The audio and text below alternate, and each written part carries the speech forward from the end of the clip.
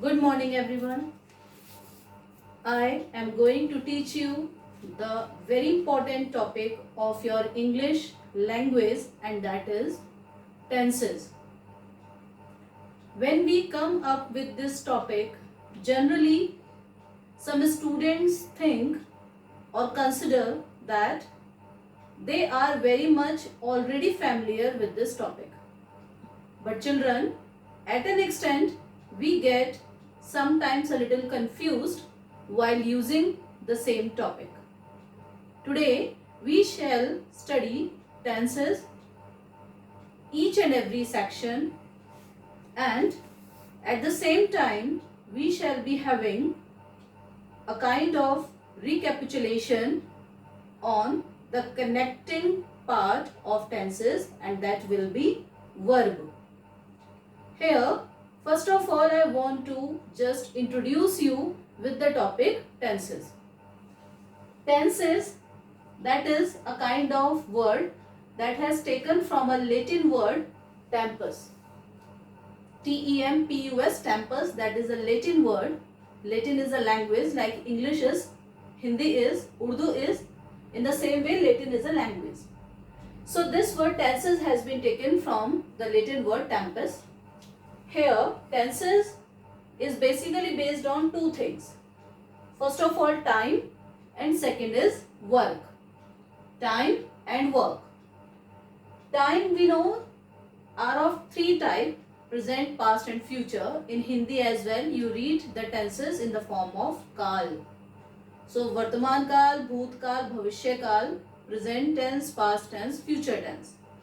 And at the same time, there will be a connectivity of work. Work in the form of verb. So here, basically, tenses are based on work and time. Work has another name, that is verb. Verbs are of two types. Verb are of two types: main verb and helping verb. Main verb and helping verb. We shall talk about it a little later. Before that, verbs are basically of three sections containing part. One is action, second is position, and third is possession. Action, position, and possession. Action means the work that is being done within the sentence. Position means at which kind of position the person is, means what kind of profession, what kind of what we can say identity the person has within the area. Possession means whose things are there, or we can say who is the owner of that basic thing. So here some examples are written. First of all, Anuradha is teaching science. Anuradha is teaching science. In this sentence, we have a subject Anuradha along with a helping verb is, and then teaching. And what does she teach? Science. So this sentence is containing an action within the sentence, and that is teaching. So this combination of verb, helping as well as main verb, contains the action of the sentence or action of the subject of the sentence. So Anuradha is teaching science is an example of action. Next is Anuradha is a teacher. Anuradha is a teacher. So this is a kind of position. Which word denotes you the position? Is. So here is is the verb of the sentence. The third sentence is Anuradha has a scooty. Anuradha has a scooty. So what is the possession of Anuradha, or we can say who is the owner of the scooty? Anuradha. So the word HAS has informed us about the possession of Anuradha. In this way, learners, we have just what we can say, we have been introduced with the basic things on tenses. That tenses denotes time and work. Basically, these things are based on work. Work is another name. Verb. Verb has three sections: action, position and possession. These three sentences has informed us about the same, right? And in the next way we found that verbs are of two types. One is main verb and second is helping verb. Now we shall continue with this same topic: verbs, main and helping verb. Main and helping verb. You have to just be ready with your notebook and book within your hands so that you may note it down. We were talking about main verb and helping verb. Now let's take some examples within the sentence so that you may be familiar with the same, right? How we can do so? Number 1, example is Anuradha is teaching. And second sentence is Anuradha is a teacher.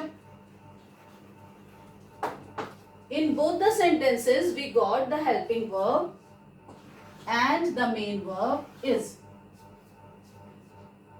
How can we distinguish between the use of the helping verb and the main verb? Here Anuradha is a teacher. The word is the main verb, because apart from this particular word there is no other verb within the sentence. Anuradha is teaching. In this sentence we have first of all the helping verb is, and secondly the main verb of the sentence, and that is teaching. In this way this is working the work of helping verb.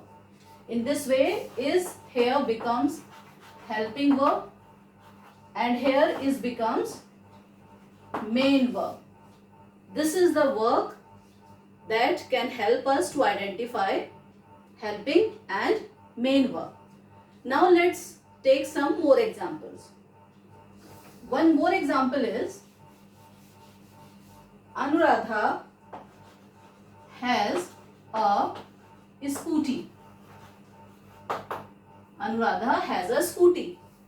And next is Anuradha has done her work. Now here we have has, and one more time we have has. Here Anuradha has a scooty. In this sentence we have only one verb, and that is has. This verb has denotes the possession of Anuradha within the sentence, that Anuradha is the owner of scooty. And Anuradha has done her work. Here we have has, but after the use of the word has there is verb's third form. D-O-N-E, done, is the third form of verb. In this way this has becomes main verb and this has becomes helping verb. So this is the way to identify the helping and main verb. This way we can identify the same. Now we have some other points that we are going to practice. What are the points? Now we shall be having some sentences that will help us to recognize the same, the use of helping verb and main verb. So I was talking about the main verb and helping verb.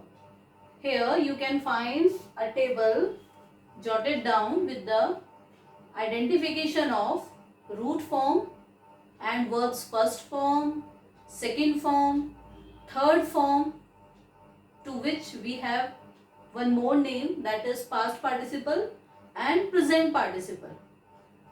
Very commonly you have used verbs first, second and third form in your syllabus. But here we have one another name for verb's third form, and that is past participle. Past participle is the second name of verb's third form. And here you know that ing form is there. Ing form is used in present participle. That is ing form. Drinking, eating, sleeping. These are ing verb that are used in present participle. So first of all, we have the main verb. Main verb root form means base, basic form is drink, pina, that is drink. Verb's first form either will be drink or will be drinks. That depends on singular subject or plural subject. Verb's second form of drink will be drank, D-R-A-N-K, drank. Verb's second form is used in simple past tense. Verb's first form is used in simple present tense. And past participle, or we can say verb's third form, is used in perfect tense. So here D-R-U-N-K, drunk. So what the change was there? Only the change of vowels. Here it is I, then it is A, then it is U. And if we talk about present participle, then there is the use of ing, that is drinking. What is present participle or past participle? So learners, when you just went through the studies of verbs, verbs are of two types, like we know, main and helping verb, but we have one more section on verbs, and that is finite and non-finite verbs. Right now, though, I am not going to add the information on the same, because we are going to have our information on tenses, and tenses do not consider finite and non-finite forms. Even all the finite forms of verbs are known to be tenses. So we can say that tenses are the finite forms also. Finite forms of verbs are also known to be tenses. Finite verbs. We have total 3 tenses, present, past and future, and each tense has 4 parts: simple, progressive or continuous, third is perfect, and fourth is perfect continuous. So that way we have each tense distributed within 4 parts. So total we have 3 tenses. So 3 multiplied by 4, total we have 12 parts within the tenses. In the same form, we have total 12 finite forms. All those verbs, first form, second form, third form, is ing, and so on. But in non-finite verbs, we do not have any tense. Let me just give you one example. If I say, I like to teach English, my sentence is, I like to teach English. So can you recognize the verb of the sentence? You can. The very first form is like, L-I-K-E, like. But one more verb is there within the sentence, that is teach. So there are 2 verbs within the sentence, but which one is finite and which one is non-finite? So the first part, the first verb of the sentence is like. The verb that has a combination with the subject of the sentence is known to be finite verb. Why? Because the combination of subject along with the verb helps us to identify the tense of the sentence. I like. I is the subject, like is the first form of verb. Then it is simple present tense. Right? Simple present tense. So the word or the verb which informed us about the tense of the sentence known to be a finite verb. And I like to teach English. What do I like? To teach. Here, teach is another verb of the sentence, but it has no combination with the subject of the sentence. It is used with the preposition to. Whenever we have 2 plus verbs first form, it is known to be infinitive part. So children, I just wanted to inform you about the use or the identification of finite and non-finite verbs. In non-finite verbs, we have infinitive, gerund and participle. So here we have 2 participle, past participle and present participle. Even we have participles of 3 types: present, past and perfect. Perfect is not given here, only two participles are given. So present participle is known to be ing form and past participle is known to be the third form of verb. If I say smoking is injurious, smoking is injurious, so you will be considering smoking to be the present participle form, but it is wrong. Why?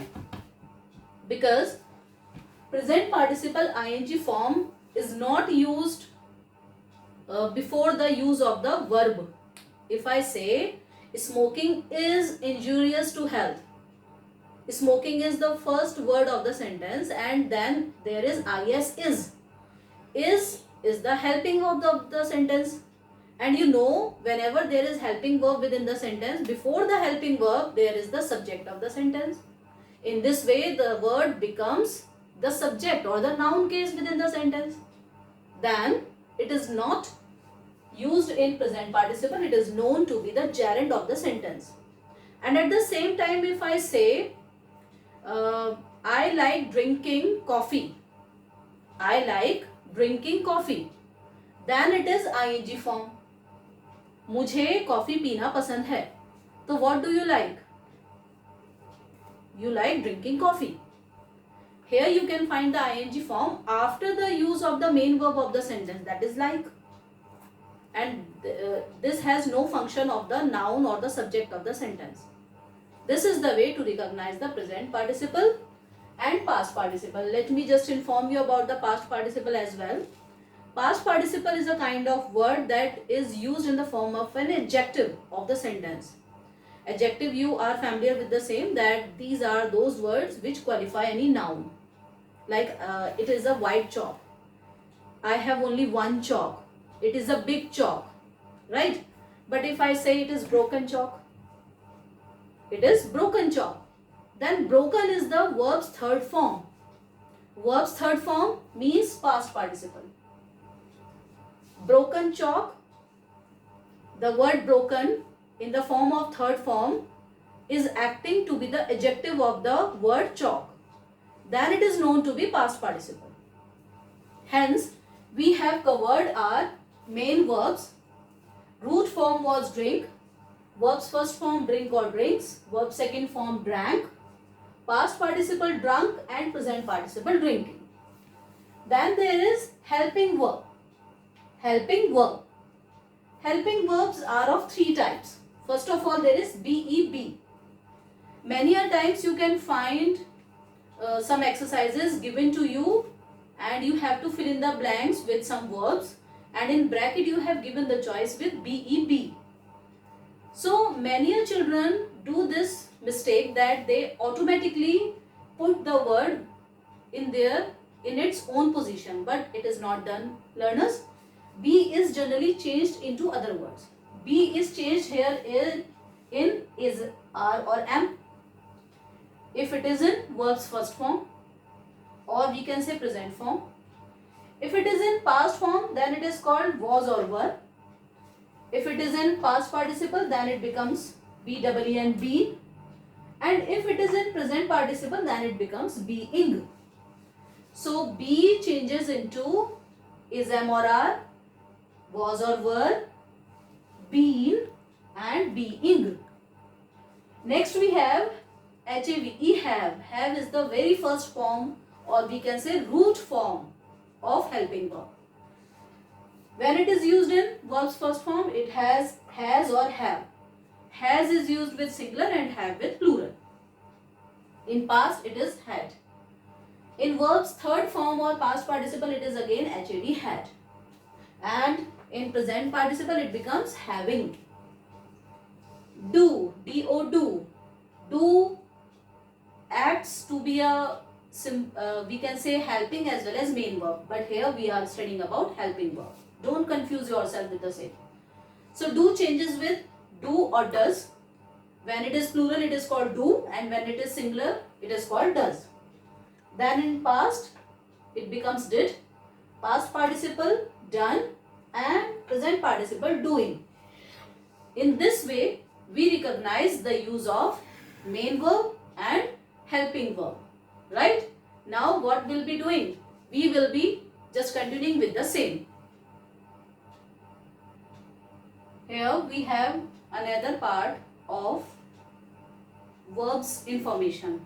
That is, we have total 24 helping verbs in our syllabus.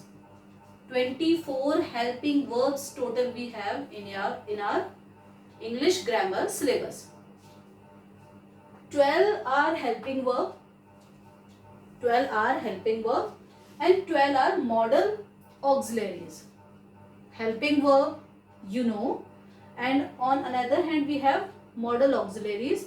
You have to just have the information on the same. So first of all, we just got to know that there are some helping verbs and they are total 12. In our just previous table, we just got the information on the same. So here we have first of all be. Be is also a verb. Then is, am, are in present, was, were in past, has, have, had. Has, have in present, had in past. And do, does in present and did in past. This is the way to just know about the helping verb, right? How we can prove them to be a helping verb here? So we have an example here. Example is, she is a nurse. She is a nurse. So here is main verb. It is main verb here. How can we show this? Because apart from this, there is no other verb within the sentence. And this is showing the position of the third person, she. In the very starting of this video, we just got the information that if someone is introduced to us, then it becomes his or her position. So here is main verb. But on the other hand, we have she is teaching English. She is teaching English. Here we have teaching as well as is. Teach is the main verb and is the helping verb. Then it becomes helping verb. So we have got to know. Now we have some another forms on verb. We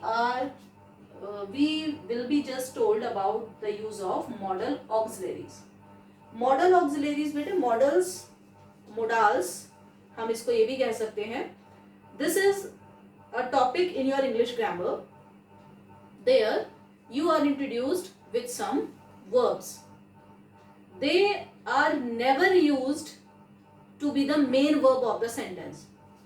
These verbs, these 12 verbs are never used to be the main verb of the sentence. They are always used to be the helping verb. Right? Will and would and shall and should. You would be considering will and shall are the future forms. They tell us about the future activities. But my dear children, don't forget, with the use of will and shall, there has to be the use of verbs first form. I shall teach you the different parts of tenses. I shall teach. Did you notice something? Shall is used there, but verbs first form is also used there. This is the way to recognize the helping and main verb.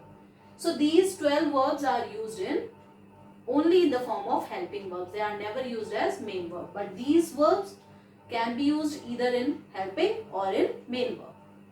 So will is there. Don't think that would is the past form. Would is not a kind of past form, but we can use it to be a past form as well. But if we judge them on the basis of modals, then there is no past form of verb. But here we are not considering them. We just consider them to be the past and present form. So here it is will, then it is would, shall, should, can, could. Then there is may, might, must, ought, then need, and then dare. This word is repeated here. I have just rubbed it. So will and would, shall or should, can or could, may, might, must, ought, need and dare. These are the verbs that are used in modal auxiliaries. Modal auxiliaries use कैसे होती हैं? These are used not in the form of tenses. आप जानते हैं in tenses you have two helping verbs.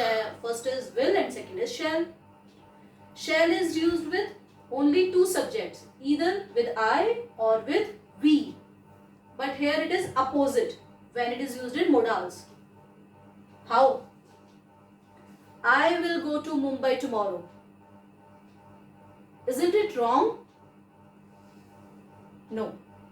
If we are considering this on the basis of modal auxiliaries, this is not wrong. Why?